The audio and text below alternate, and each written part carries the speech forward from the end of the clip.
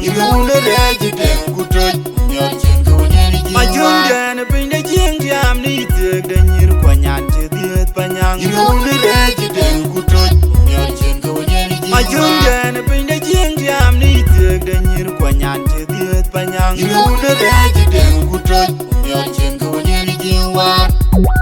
Abula kenyu kwiri nyane banya kun mabiur adum zahur Pion wen yin koi luoy pion wen daga mor du nyane banya tingi chola tem ne bakere nyandi wala jang majuk abul yin bale nyane kam panatia nege yin koi ne randu ko abula kekin chirat kon war motin nyane une kam ke jaluoyen erwon wan kurune aban ge yile ne pioben rana dung biong ne yer yang mani ya tungaran kun miu kwa koirani op abul kai ki jalo itera buda nyanyoten abeta ga yiga yati dungi yerwan kusukul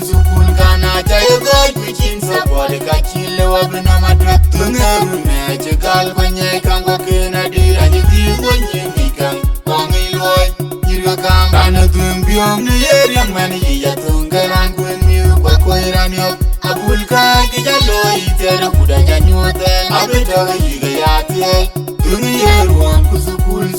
kana jaye goy pichin sapode ka chile wabna madra tungaru ne chegal banye kango kena dira nyidi wonye mikang kongi loy yirga kam rana dung biong ne yer yang mani ya tungaran kun miu kwa koirani op abul kai ki jalo itera buda nyanyoten abeta ga yiga yati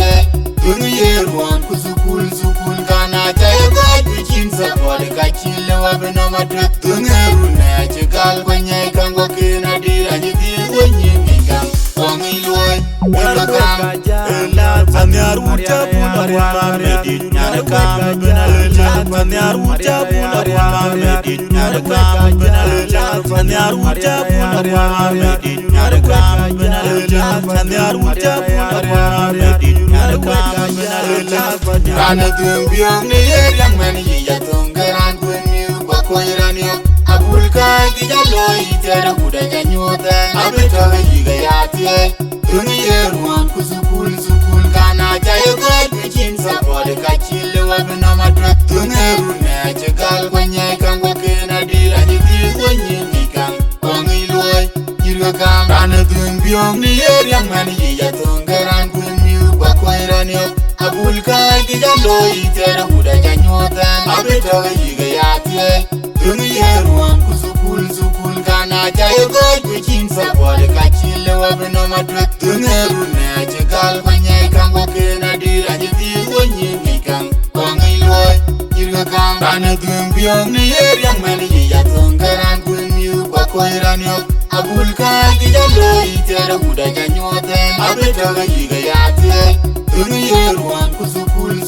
kana jaye goy pichin sapode ka chile wabna madra tungaru ne chegal banye kango kena dira nyidi wonye mikang kongi loy yirga kam Majung pinda jing jam ni tek den nyir kwanyan che diet panyang Yune reji den kutuj Nyor chen kawanyeri jiwa Majung pinda jing jam ni tek den nyir kwanyan che diet panyang Yune reji den kutuj Nyor chen kawanyeri jiwa Majung pinda jing jam ni tek den nyir kwanyan che diet panyang Yune reji den